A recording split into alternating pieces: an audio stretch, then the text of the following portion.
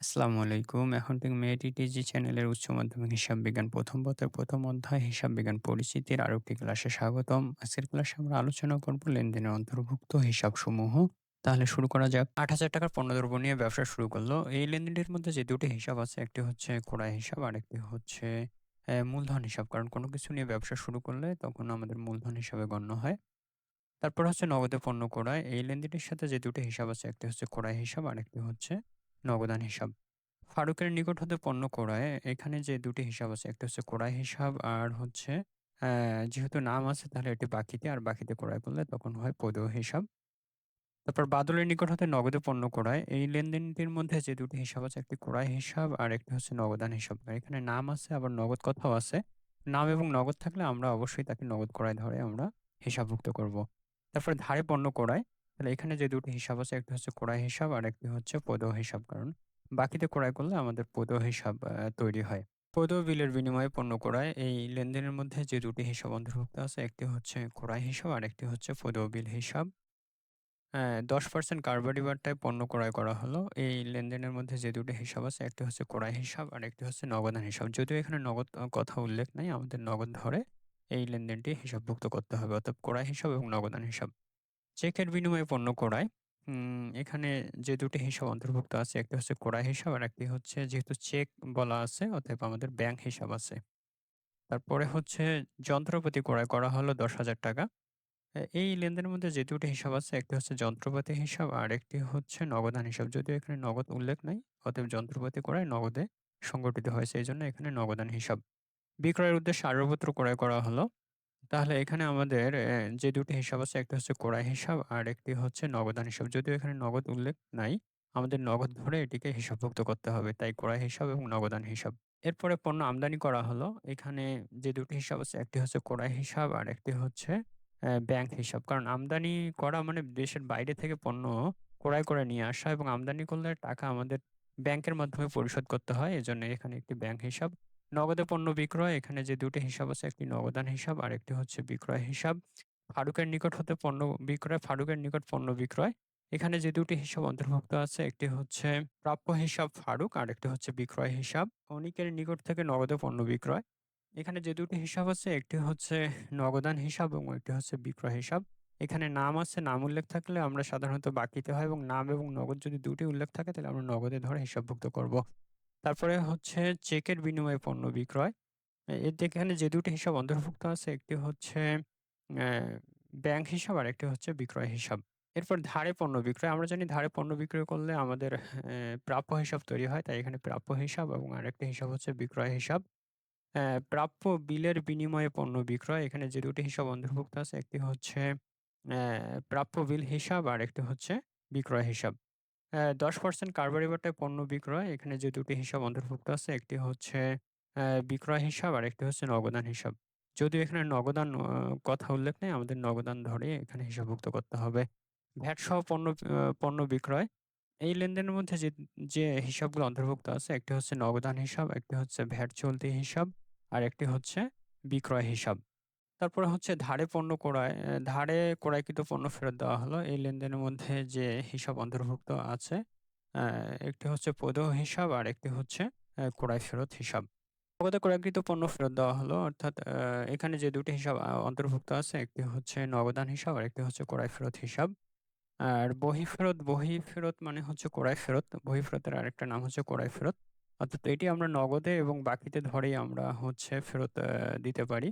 তো নগদে ধরলে এটি নগদান হিসাব, আর হচ্ছে ক্রয় ফেরত হিসাব, আর বাকিতে ধরলে এখানে পদেয় হিসাব এবং ক্রয় ফেরত হিসাব, এই দুটি হিসাব অন্তর্ভুক্ত আছে। ধারে বিক্রয়কৃত পণ্য ফেরত আসলো। আমরা ধারে বিক্রয় করেছি, সেই পণ্য আমাদের কাছে ফেরত এসেছে।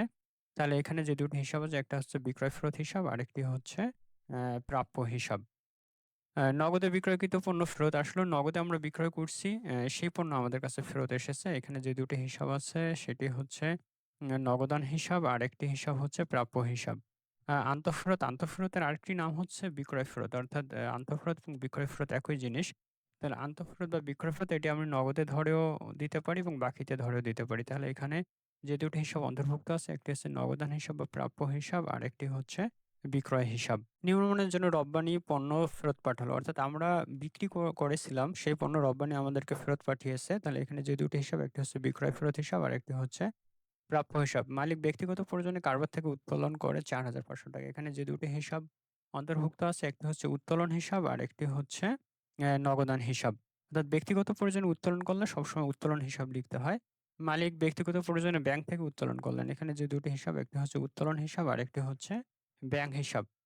মালিক ব্যক্তিগত প্রয়োজনে ক্রয় মূল্যে পণ্য উত্তোলন করেন। ব্যক্তিগত প্রয়োজনে উত্তোলন করলে উত্তোলন হিসাব অবশ্যই লিখতে হবে। তাহলে এখানে একটি উত্তোলন হিসাব, আরেকটি হচ্ছে ক্রয় হিসাব।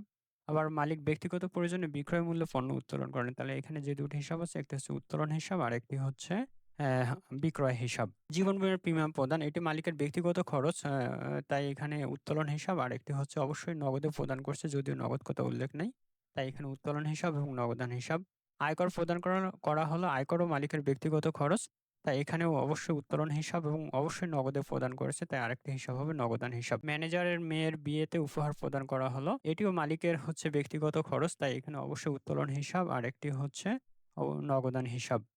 ব্যবসার প্রয়োজনে ব্যাংক থেকে উত্তোলন করা হলো। ব্যবসার প্রয়োজনে যদি আমরা উত্তোলন করি, তখন আর উত্তোলন হিসাব আমাদের লিখতে হবে না। তখন যে ২ টি হিসাব হবে, একটি হচ্ছে নগদান হিসাব, আর একটি হচ্ছে ব্যাংক হিসাব। এরপর হচ্ছে ব্যাংক থেকে উত্তোলন। তো এখানে বলা নেই ব্যক্তিগত প্রয়োজনে না ব্যবসার প্রয়োজনে। আমরা যদি উল্লেখ না থাকে, তাহলে সেটিকে আমরা হচ্ছে ব্যবসার প্রয়োজনে ধরে হিসাবভুক্ত করব। তাহলে এটি হচ্ছে নগদান হিসাব ডেবিট, আর আরেকটি হিসাব হচ্ছে ব্যাংক হিসাব। এরপর হচ্ছে ব্যাংকে জমা দেওয়া হলো।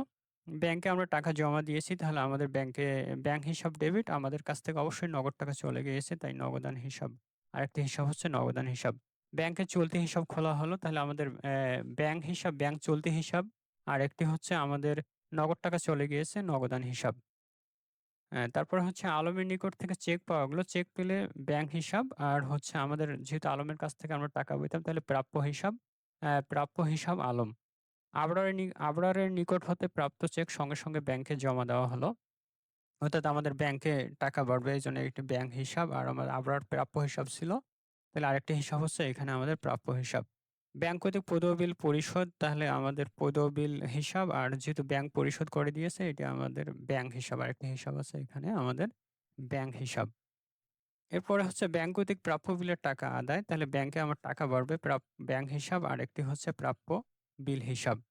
সুমনের নিকট হতে প্রাপ্ত চেক প্রত্যাখ্যাত হয়ে ফেরত আসলো। অর্থাৎ সুমনকে এর আগে আমরা চেক দিয়েছি, সেই চেকটা প্রত্যাখ্যাত হয়ে ফেরত আসছে। তাহলে আমাদের প্রাপ্য হিসাব বাড়বে। প্রাপ্য হিসাব সুমন, আর হচ্ছে আরেকটি হিসাব হচ্ছে ব্যাংক হিসাব। বাবুলকে ইস্যুকৃত চেক প্রত্যাখ্যাত হলো। বাবুলকে আমরা চেকে পরিশোধ করছিলাম, সেই চেকটা প্রত্যাখ্যাত হলো। তাহলে আবার আগের আমাদের ব্যাংকে টাকা বাড়বে, অর্থাৎ ব্যাংক হিসাব, আরেকটি হচ্ছে প্রদেয় হিসাব। ব্যাংক মঞ্জুরকৃত সুদ, এখানে যে ২ টি হিসাব আছে, একটি হচ্ছে ব্যাংক হিসাব, আর একটি হচ্ছে ব্যাংক মঞ্জুরকৃত সুদ হিসাব। তারপর হচ্ছে ব্যাংক কর্তৃক ধার্যকৃত চার্জ। এখানে যে ২ টি হিসাব আছে, একটি হচ্ছে ব্যাংক চার্জ, আর একটি হচ্ছে ব্যাংক হিসাব। ব্যাংক চার্জ হিসাব এবং ব্যাংক হিসাব। এরপরে হচ্ছে বিনিয়োগের সুদ পাওয়া গেল। এখানে যদিও নগদ কথা উল্লেখ নেই, আমাদের নগদ ধরে এটিকে হিসাবভুক্ত করতে হবে। অর্থাৎ এখানে নগদান হিসাব এবং আরেকটি হিসাব হবে বিনিয়োগের সুদ হিসাব। ব্যাংক কর্তৃক বিনিয়োগের সুদ আদায় ৳৩,০০০। এখানে যে ২ টি হিসাব আছে, ব্যাংক আদায় করছে, ব্যাংকে আমাদের টাকা বাড়বে, তাহলে ব্যাংক হিসাব, আর একটা হচ্ছে বিনিয়োগের সুদ হিসাব। আর তারপরে হচ্ছে উপভাড়া পাওয়া গেল। উপভাড়া যদিও এখানে নগদ কথা নাই, অবশ্যই নগদে পেয়েছি। আমাদের ধরে নিতে হবে এটি নগদে পেয়েছি। তাই এখানে নগদান হিসাব, আর একটি হিসাব হচ্ছে উপভাড়া হিসাব। প্রদত্ত ঋণের সুদ পাওয়া গেল। আমি ঋণ দিয়েছি, সেই ঋণের সুদ পেয়েছি। তাহলে এখানে হচ্ছে নগদান হিসাব এবং প্রদত্ত ঋণের সুদ হিসাব, এই ২ টি হিসাব এখানে অন্তর্ভুক্ত আছে। বাড়ি ভাড়া পাওয়া গেল। যদিও এখানে নগদ কথা উল্লেখ নাই, তাহলে আমরা অবশ্যই বাড়ি ভাড়া নগদ পেয়েছি, এটি ধরে নিতে হবে। তাহলে এখানে নগদান হিসাব, আর একটি হিসাব হচ্ছে এখানে প্রাপ্ত বাড়ি ভাড়া হিসাব। এখানে অনুশীলনের জন্য কিছু লেনদেন দেওয়া আছে, এবং এর সাথে তোমরা সংশ্লিষ্ট হিসাবগুলো চিহ্নিতকরণ করবে। পরবর্তী ক্লাসে আমরা আলোচনা করব লেনদেনে ব্যবহৃত দলিলপত্র। হিসাব বিজ্ঞানের উপর আরো এরকম নতুন, নতুন ভিডিও পেতে আমাদের চ্যানেলটি সাবস্ক্রাইব করে আমাদের সাথে যুক্ত থাকো, আর কমেন্টে তোমাদের মতামত জানিয়ে দাও। ধন্যবাদ সবাইকে।